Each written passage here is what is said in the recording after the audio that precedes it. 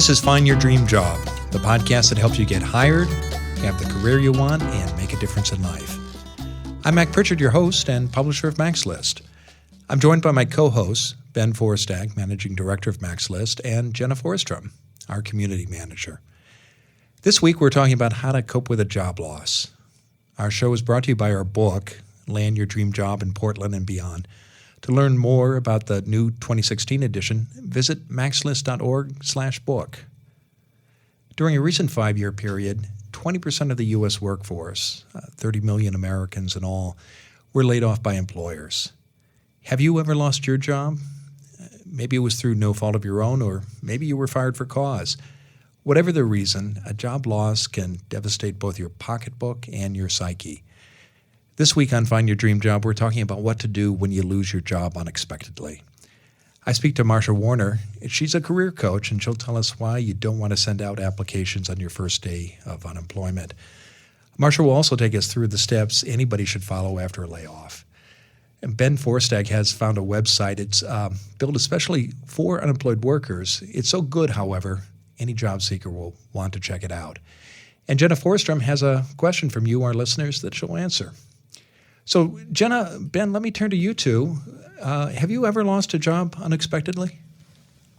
I lost a job a couple years into my career. I was recruited to work at an agency after being at the Standard and lost my job 6 months into it for conflicting interests. What was that like, Jenna? How did you cope with that?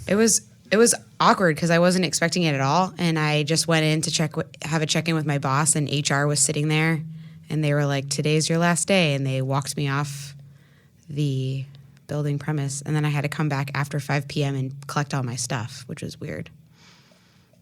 Yeah, and what happened after that? I went to Chicago and hung out with some friends, Terry Starbucker being one of them, and then I did some freelance work at Nike. Okay, so you did find a position eventually. Yeah, in like 4 months. And she's working right now for us, man. And I'm still working, gainfully That's good. employed. Yeah. How about you, Ben?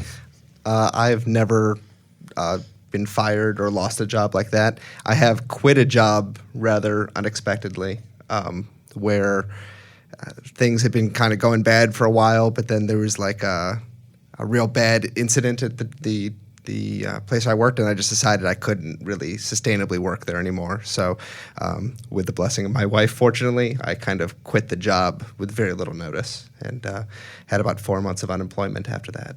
Yeah. Well, I have lost a job twice. I was laid off each time. Once I was working for an elected official, and we had some budget cuts, and it was unexpected. I had to go home and tell Chris, my wife, that I lost my job, and she actually thought I was joking when I first told her, so that was a painful conversation. And a long period of unemployment did follow, but I did find another position. And then I also had a position at a state agency where mine was one of a handful of what are called executive service positions. We served at the pleasure of the director. And there was a change in leadership, and we were all invited to submit letters of resignation. And like you, Jenna, I too was offered an escort to the parking lot, and I did have a coworker who was very gracious who drove me and my box of things home. So it's a hard process to go through, and we're going to talk more about that today. And it's one I hope our listeners don't have to go through, but if you do, we want to make sure you're prepared. So speaking of preparation, let's turn to Ben, who every week is out there scouring the internet looking for tools and resources you all can use. Ben, what have you found for us this week? What's our resource of the week? So this week I want to talk to you about a website I found that's provided by the U.S. Department of Labor, and it's completely built around the needs of unemployed people looking for work. It's called www.careeronestop.org. And as the name would imply, it's something of a one-stop shop for job seekers with an array of information and services.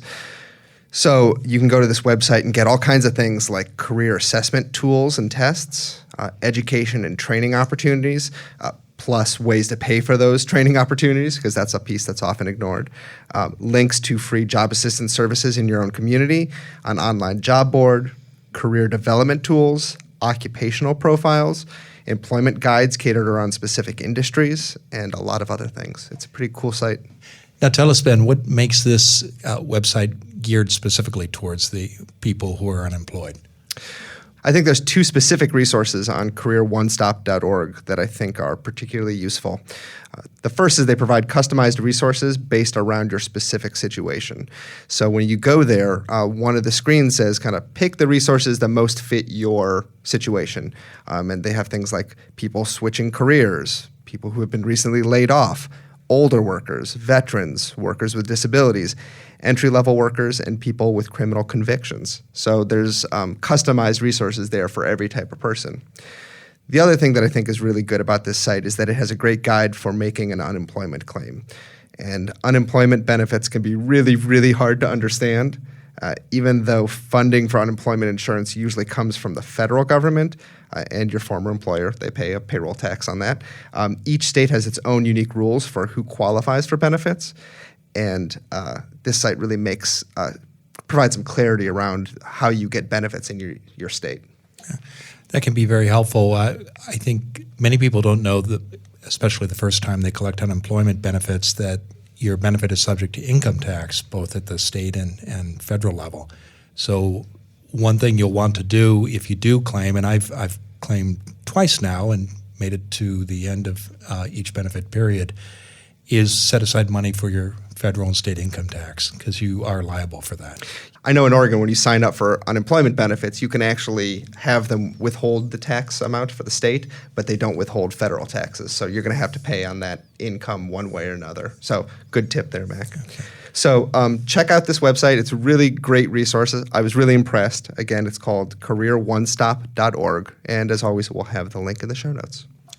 Well, thank you, Ben. If you have a suggestion for Ben, you can write him, and his email address is easy to remember. It's ben@maxlist.org.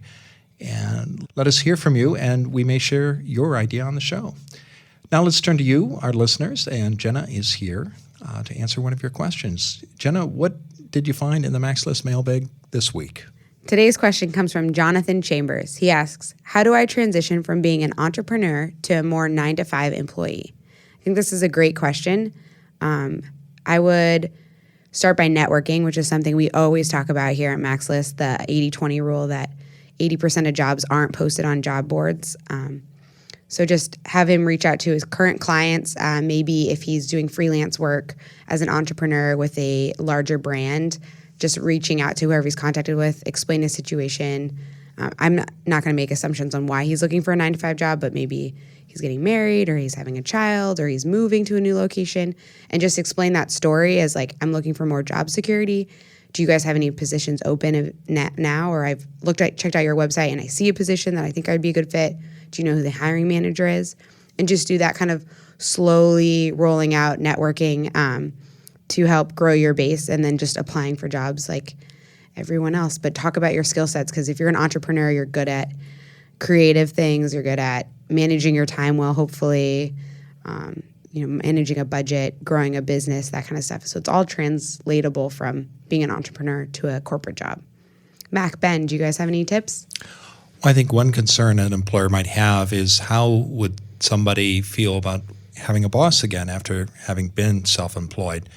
And so I would encourage anybody who wants to go back into a business or nonprofit organization for a staff job to think about that and find a way to address that up front. And I think you're right. We don't know what his circumstances might be. It may be that he just needs a steady paycheck for a period of time, or the experience has taught him that he prefers to work for others rather than to be self-employed. But whatever the story might be, he should think about it in advance and find an opportunity to share it. And I think it's all about transferable skill sets. So, if you've been running your own business, essentially you are ostensibly have a lot of skills in time management, in project management, in financial matters, and think about how you can frame those experiences around the needs of prospective employers. And I think a lot of employers would value that. I do think Mac's point about overcoming that barrier about why exactly do you want to work for someone else and have a boss again, that's something you're going to need to think about. But the skill set definitely should be there. Thanks, guys. Yeah, you're welcome. Great question, Jenna. Well, thank you, Jonathan, for asking that question. And if you have a question for Jenna, please email her. Her email is easy to remember, too. It's Jenna, Jenna, @maxlist.org. Now, these segments with Ben and Jenna are sponsored by the 2016 edition of Land Your Dream Job in Portland and Beyond. We have a new book, and we've made it even better. We've added new content, and we now offer it in the formats that you want. For the first time, you can read Land Your Dream Job in Portland and Beyond as a paperback, or you can download it on your Kindle, your Nook, or your iPad. Whatever the format, our book gives you the tools and tips you need to get meaningful work that you can love, work that can make a difference. For more information, visit maxlist.org/book. Now let's turn to this week's guest expert, Marsha Warner.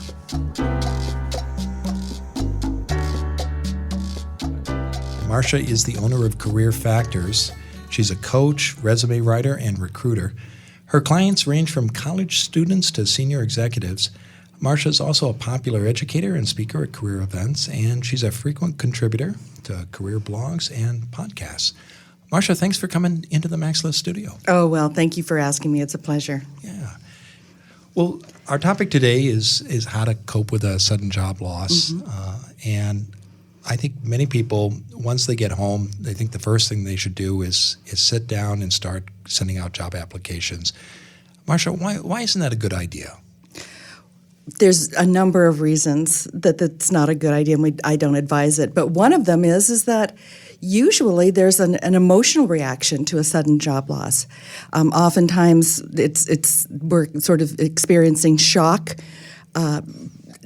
anger, kind of a roller coaster. Very often a roller coaster of emotions. Thrilled to be out of there, sprouted wings and flew away, and then a minute later I'm angry and upset. So until we get those emotions equalized, it's not a good idea to start reaching out and starting that marketing process. Okay, so when you think about managing those emotions, what are techniques that you've seen the clients you've worked with use successfully? Well, one of the things that I advise is just take a moment and breathe. A colleague of mine always suggests just breathe. And that might take a couple days to breathe, but kind of come back to center.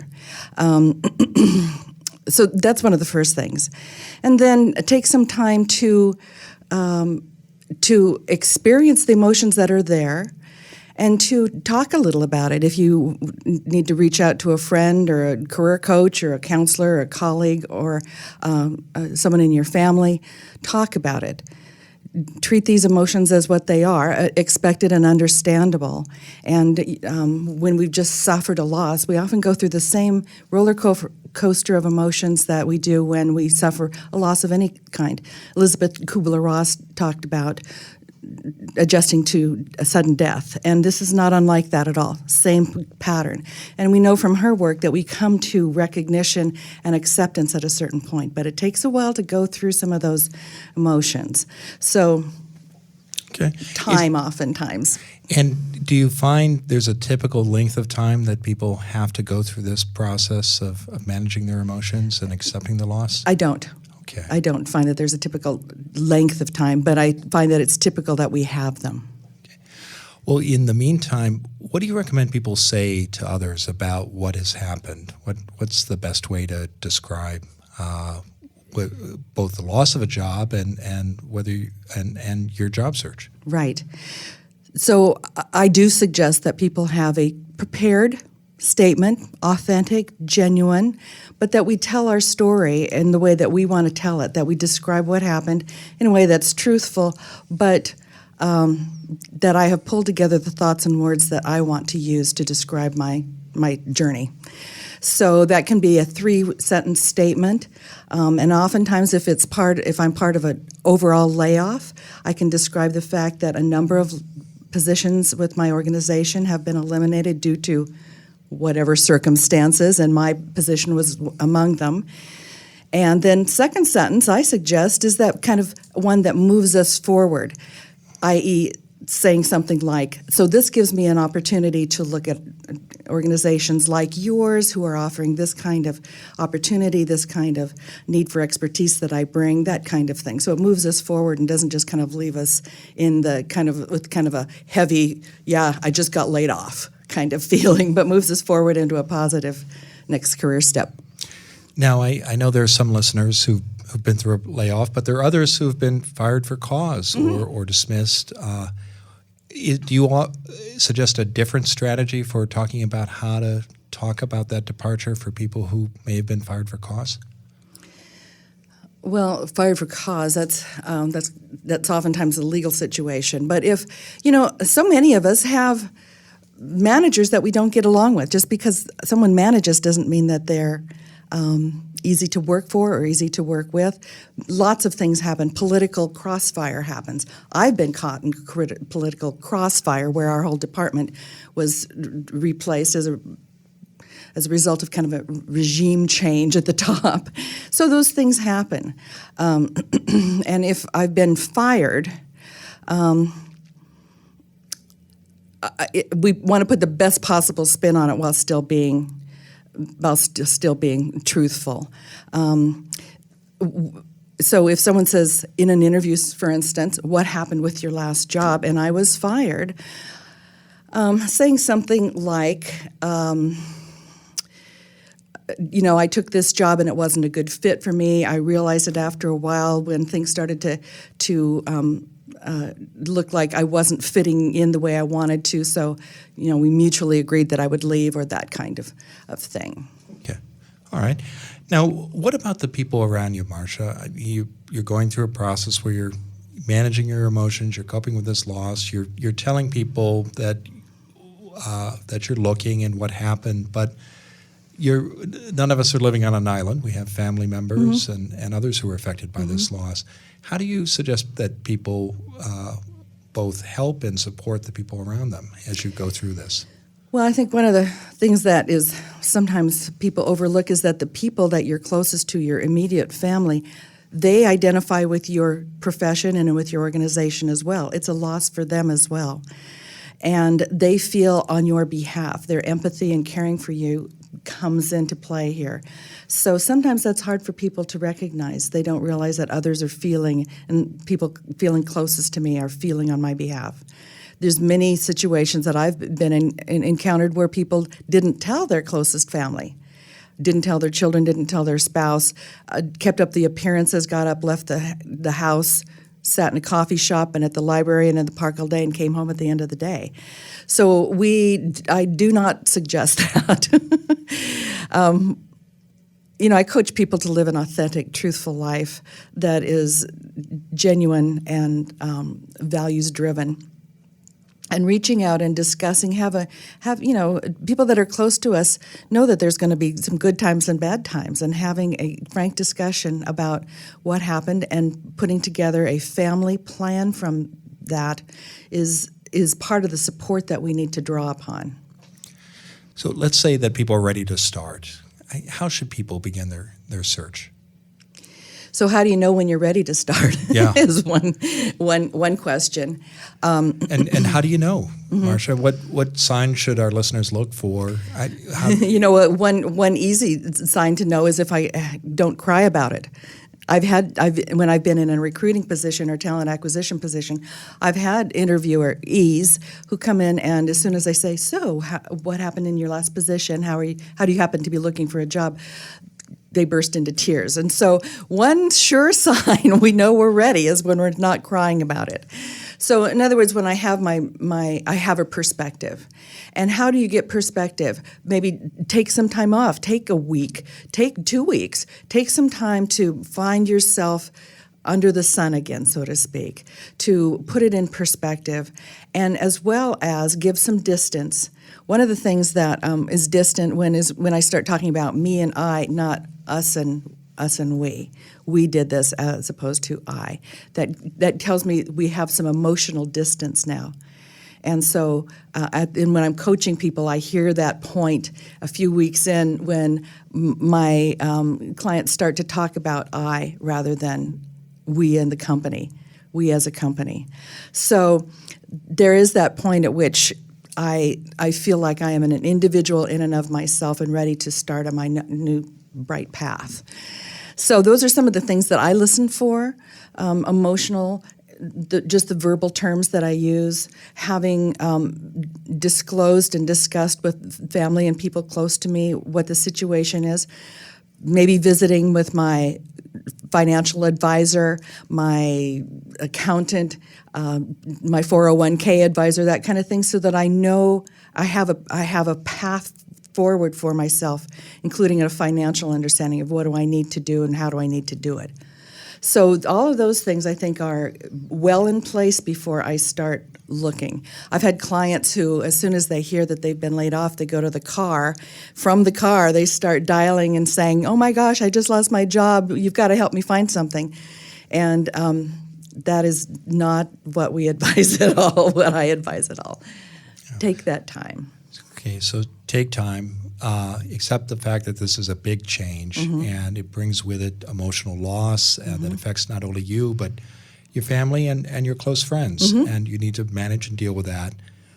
But then get out there, and when you talk about what happened, keep it positive, and immediately talk about your goals and what you want to do next. Exactly.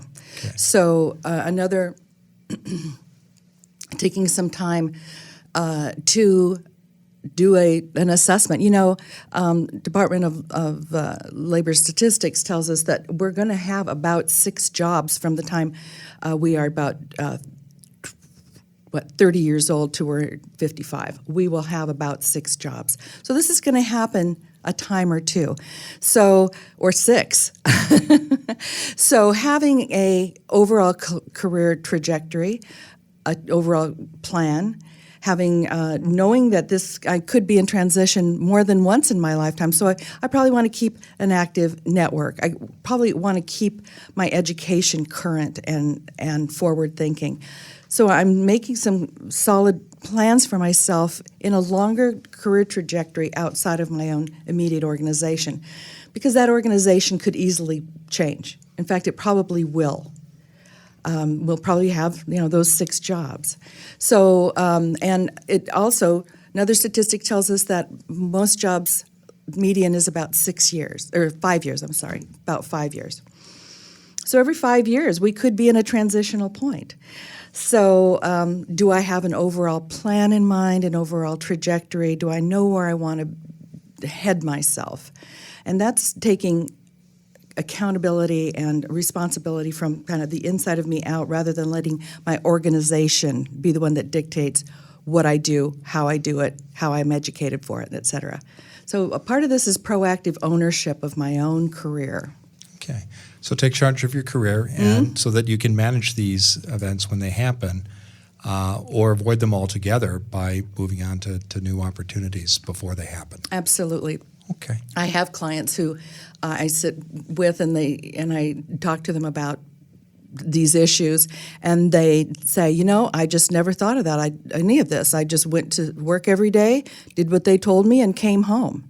And taking that approach to my career can leave us then when something happens, when the worst happens, and my career comes to I part company. Our career doesn't end, but we part company with our organization.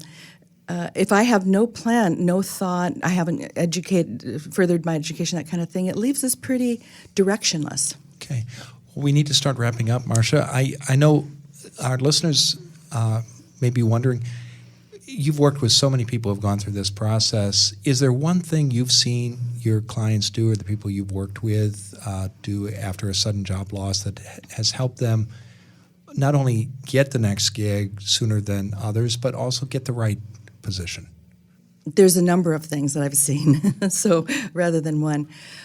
One is keeping that larger perspective and that ownership, that proactive ownership of this is my life, this is what I'm creating for myself, not the thing outside of me, the them outside of me, the organization. It's my own. I drive my own vehicle in this, and so that attitude then leaves one with so much more resiliency when something comes to a conclusion. The other thing is, living in isolation in a career can leave us feeling bereft as well. So continuing to network, continue to stay engaged and involved in career associations, in education and certifications, those kinds of things can give us some self-assurance and resiliency so that when something happens, I know that I have some resiliency and some reserves that I can take out into my next position. Okay. So don't sit at home. Get out and connect with people, not only after a job loss, but well before it happens. Absolutely. Okay. Right. Okay. Well, thank you, Marsha. I appreciate your advice here, and I know our listeners will too. And thank you for coming into the studio. Oh, it's such a pleasure to be here. Yeah. Thank you for asking me again. Now, I know listeners can find you at your website, which is www.careerfactors.com. And is there anything coming up next for you that you'd like to share with our listeners? No, I'm just there waiting to work with next wonderful people that are drawn to work with me. Okay. Well, thank you. And thanks again for joining us.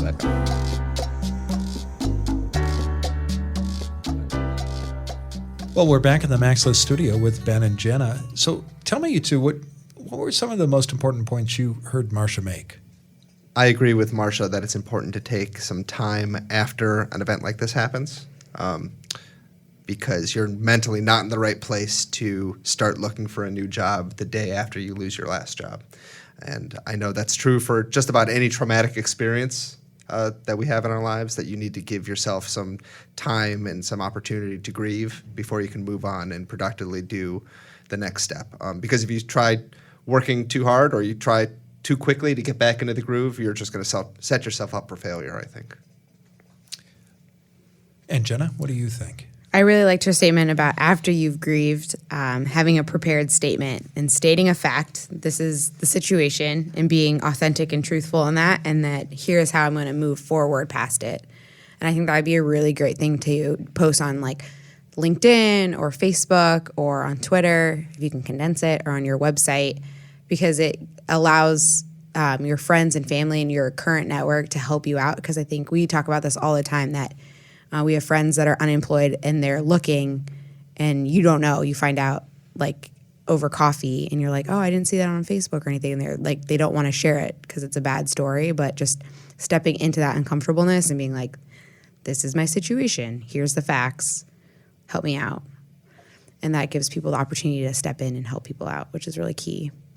It is. I think asking for help is just essential in your search. And when you provide an explanation for what happened, it needs to be accurate and honest, but it should also be brief. And you just acknowledge why you left and what you want to do next, and ask for people's help in getting there.